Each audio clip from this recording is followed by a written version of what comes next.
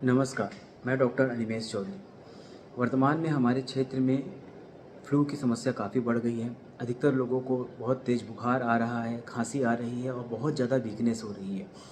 वर्तमान में हमारे क्षेत्र में कुछ बीमारियां फैली हुई हैं, जिसमें से सबसे सामान्य तो फ्लू ही है।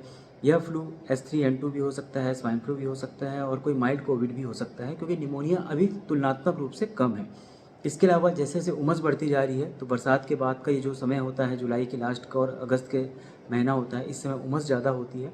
उमस ज़्यादा होने के कारण मच्छर ज़्यादा काटते हैं, उन्हें प्यास ज़्यादा लगती है, तो मच्छर की बाइटिंग हैबिट बढ़ जाती है, जिसके कारण मच्छरों से होने वाली बीमारियाँ, मलेरिया, डेंगू, चिकनगुनिया, यह भी थोड़ी बढ़ जाती है, जो कि वर्तमान में देखा जा रहा है कि कुछ मरीज़ जो तेज़ बुखार के साथ आ रहे हैं, उन्हें डेंगू या मलेरिया भी निकल रहा है। इसके अलावा यह समय पीलिया फैलने का भी है, जो देखा जा रहा है कई लोग जॉन्डिस के साथ या हेपेटाइटिस के साथ आ रहे हैं। और यह समय दस्त का भी है, तो मक्खियों के भरमार होने से दस्त भी फैलती है। तो देखा जाए तो बहुत सी बीमारियां हमारे आसपास फैली हैं, जिनके शुरुआती सिम्टम्स कमोबेश सेम होते हैं, जिसमें लोगों को अनईजी लगना, बुखार जैसा लगना या तेज़ बुखार आना, हेडेक होना, उल्टी होना, दस्त होना या फिर बहुत ज़्यादा वीकनेस होना हो सकता है।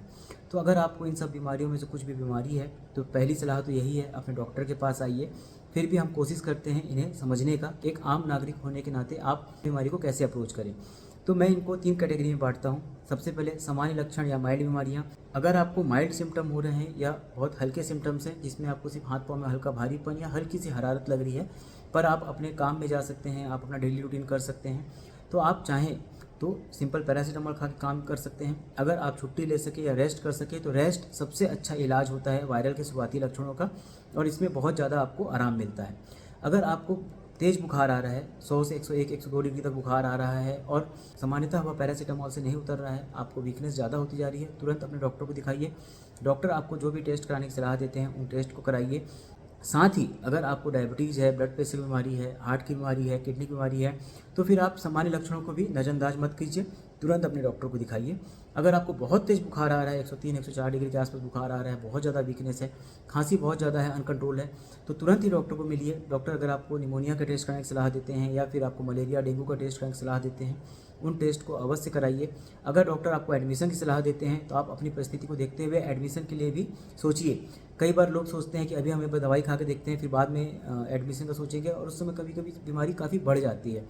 तो अगर आपको सामान्य सिम्टम्स हैं, तो आप भले एक बार सोच सकते हैं, पर अगर आपको बुखार ज़्यादा है, आपको वीकनेस ज़्यादा है, तो ऐसे में एडमिट होना भी बेनिफिशियल होता है।